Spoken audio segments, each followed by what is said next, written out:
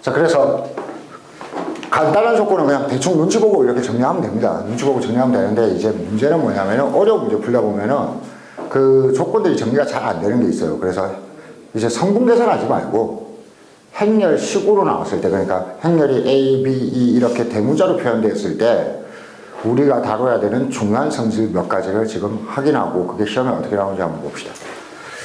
자, 성질 1번. 행렬은 AB하고 BA가 같아요, 달라요? 달라요. 보통 다릅니다. 이게 같은 경우는 아주 특이하게 생긴 그런 경우 빼고는 대부분 다 다릅니다. 그렇죠? 그러다 보니까 어떤 일이 벌어지냐면은 우리가 숫자에서 배웠던 곱셈 공식을 이용할 수 없습니다.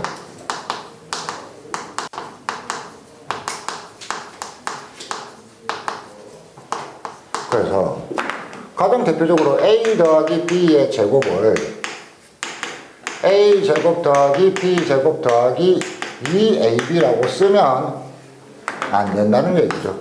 안 됩니다. 그 다음에 A 더하기 B, A 빼기 B를 A 제곱 더하기 빼기 B 제곱처럼 간단하게 쓸 수도 없다. 이게 다예요, 이게 다. 그러면 어떻게 하는데요? 할 수 없지 뭐. 원칙대로 갈 수밖에 없습니다. 원칙대로. 어떻게 해야 되냐면은 A 더하기 B의 제곱을 진짜로 확인하고 싶다면은 A 더하기 B, A 더하기 B 전개해놓고 자자자작 써야 됩니다. 이렇게 A 제곱, 이렇게 B 제곱 더하기 BA 더하기 AB. 이걸 더 줄여서 이런 식으로 갈 수가 없다는 겁니다. 이게 기본. 그럼 언제나 이렇게 써야 돼요. A 곱하기 B의 제곱 이런 거. A 제곱 더하기 B 제곱으로 곱하기 B 제곱이라고 쓸 수 없습니다. 왜? 괄호가 뭐라 의미한다? 이 제곱은 가로를 두 번 곱하라는 거지, 그치? 그러니까 가로를 두 번 해놓으면은 A, B, A, B인데 이게 그냥 A, B, A, B지 두 개를 바꿔 쓸 수가 있다, 없다? 없다. 이게 기본. 됐습니까? 자, 그러면은 맨날 이렇게 하느냐? 자, 맨날 이렇게 하느냐? 아니, 그러면은 가끔은 A, B equal B, A 인 문제도 주어진다. 자, 언제냐? B를 말이야, B를 2라고 생각을 해봐. B를 2라고 생각하면은 AB하고 BA가 같아, 달라? 같아요. 같지. 그러니까 그럴 때는 곱셈 공식이나 우리가 배웠던 걸 다 써도 돼, 안 돼? 된다는 얘기입니다. 됐죠? 그래서 A 더하기 2의 제곱 이런 식이 되면은 이는 여러분들이 이때는 이거 있죠. X 더하기 1의 제곱. 2는 1처럼 생각하면 됩니다. 숫자 1처럼. 1을 제곱해도 1이 되듯이 2를 제곱해도 뭐가 된다? 2가 될 거 아니에요. 그쵸? 그래서 이럴 때는 A 제곱 더하기 2A 더하기 2 이런 식으로 곱셈 공식에서 배웠던 걸 다 써도 된다는 겁니다. 언제? A와 2일 때. 또 언제? B와 2일 때. 또 언제? C와 2일 때. 쉽게 말해서 한 놈이 2이면은 곱셈의 교환 법칙이 성립하기 때문에 곱셈 공식에서 숫자에서 배웠던 걸 다 쓸 수 있다. 그러다 보니까 어떤 경우가 또 생기느냐?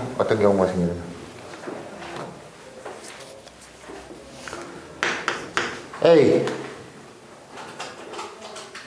제곱 마이너스 2A 마이너스 3이라고 하면은 숫자하고 똑같다고 했죠. 이럴 때는 A와 2로 이루어졌으니까 인수분해도 가능합니다. 마이너스 3 플러스 1 하면 얘가 나오잖아. 그래서 A 마이너스 3이 A 플러스 2 이것도 가능해진다. 두 문자는 두 문자인데 한 놈이 누구일 때? 2일 때. 됐습니까?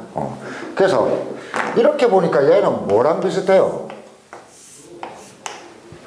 우리가 수식에서 배웠던 2차식하고 비슷하죠. 그렇죠? 저는 이것을 행렬의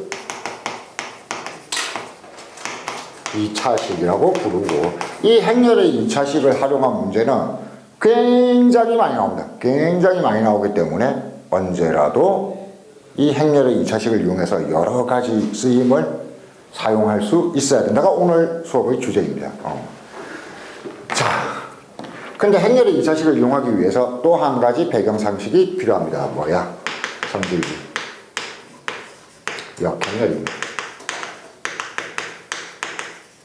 자, 역행렬의 본래 뜻. 아니, 역행렬의 본래 뜻이 뭐라고 생각해요? AD-BC분의 1에다가 어쩌고저쩌고 바꾸는 거? 아닙니다. 전혀 그렇지 않습니다. 역행렬의 본래 뜻은 두 개를 서로 곱했을 때 뭐가 나오면 된다? 단위 행렬 2가 나오면 된다.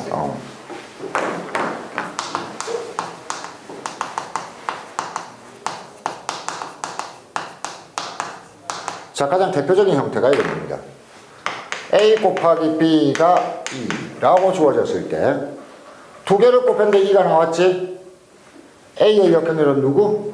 B. B의 역행렬은 누구? A. 이렇게 써야 됩니다. 이거 보고 여러분들이 이런 해석이 가능해야 됩니다. A의 역행렬이 B네, B의 역행렬이 A네. 이게 항상 가능해야 됩니다. 근데 이게 기본인데 조금 복잡하게 가볼게요. A 곱하기 A 더하기 2가 2입니다. 이래도 똑같다는 거 알겠습니까? 왜냐하면 A에다가 가로를 곱했더니 2잖아. 그치? 그러니까 A의 역행렬은 누구? A 플러스 2. A 플러스 2의 역행렬은 누구? A. 이렇게 생각할 수 있습니다. 자, 더 복잡하게. 여기에 숫자 3이 들어가 있다면 어떻게 될까요? 숫자 3이 들어가 있다면. 숫자는 행렬 사이에 어디에 넣어서 해도 된다. 이거는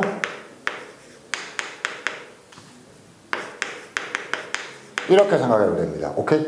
숫자는 앞에 가든 뒤에 가든 상관없습니다.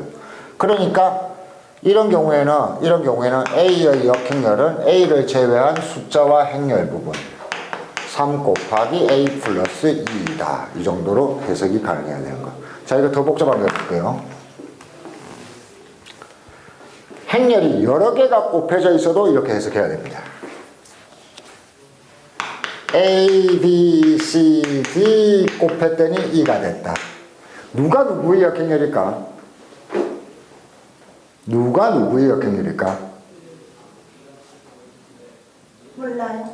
AB가 CD예요? B, C, D가 A예요. 여기서 이제 한마디를 해주면은 아무 데서나 여러분 편한 대로 끊어 읽어도 좋다입니다. 예를 들어서 여기서 끊어 읽으면은 A, B, C에다가 D를 곱했더니 2지. 그러니까 D의 역행렬이 누구다? A, B, C다. 이렇게 하면 되는 겁니다. 여기서 끊어 읽으면 안 됩니까? 된다. A 곱하기 B의 역행렬이 누구다? C, D다. 이렇게 되는 겁니다. 됐죠? 여기서 끊어 읽어도 된다, 안 된다? 된다는 얘기. 자, 여기까지만 집중하면은 이제 졸 일이 없습니다. 요 배경상식 두 개는 꼭 확인해야 됩니다.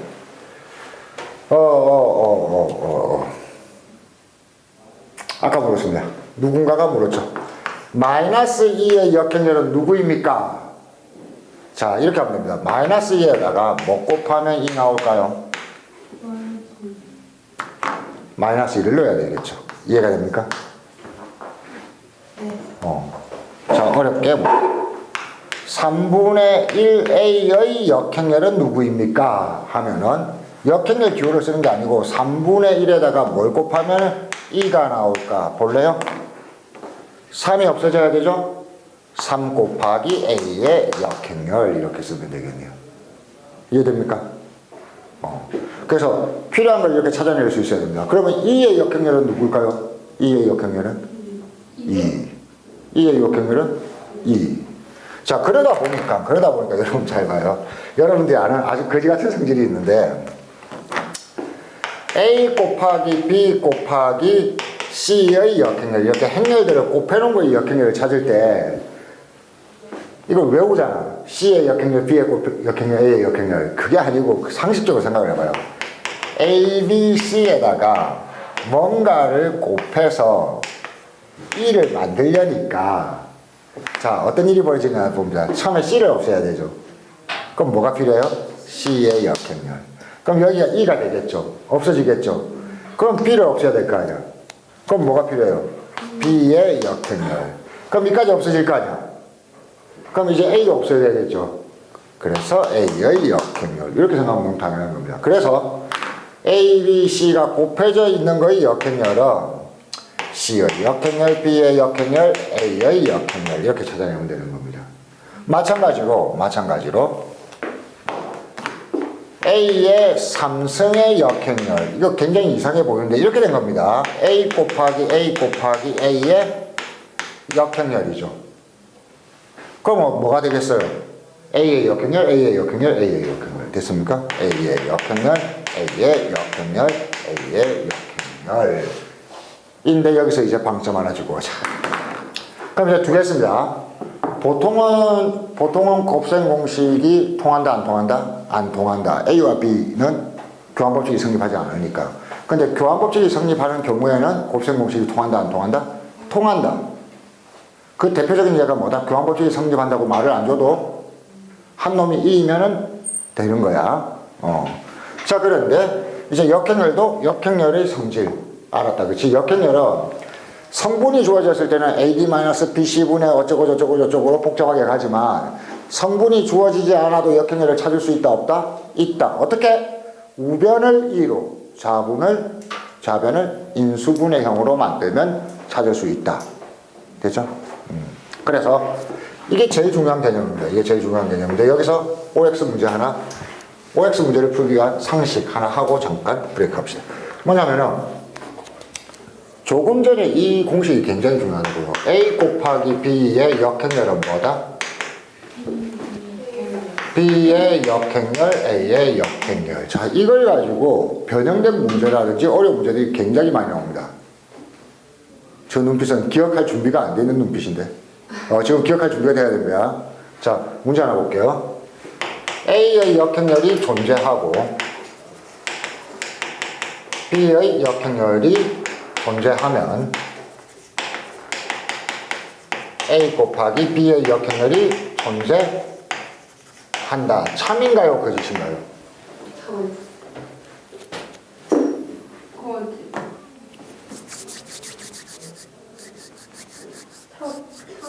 참. 어떻게 알 수 있습니까? 이 조건이 말이야. 이 조건이 대단히 중요한 조건입니다. 언제나 성립하거든요.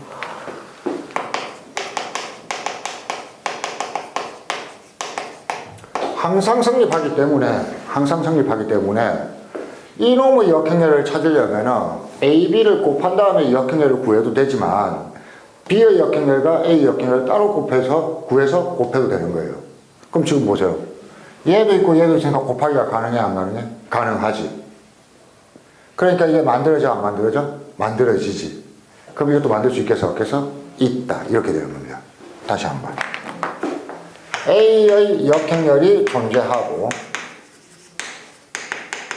AB의 역행렬이 없으면 B의 역행렬이 존재할까요? 혹은 없을까요?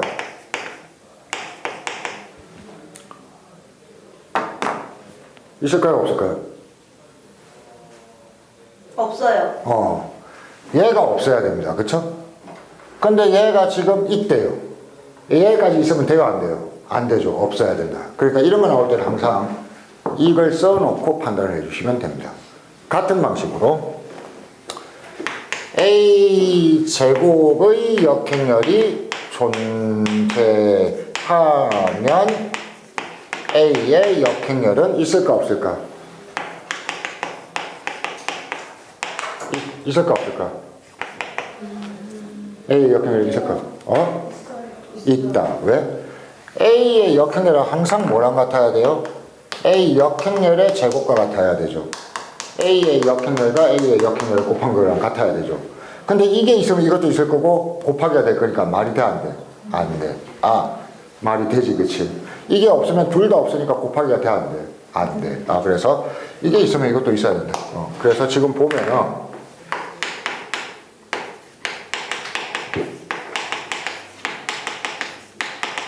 이런 식이기 때문에 왼쪽이 있으면 항상 오른쪽도 모두 다 있어야 되고 오른쪽이 있으면 왼쪽도 항상 모두 다 있을 수밖에 없다. 이게 역행렬 존재를 찾는 데 있어서 존재하느냐 존재하지 않느냐를 확인하는 데 있어서 굉장히 중요한 성질이라는 겁니다. 그렇죠?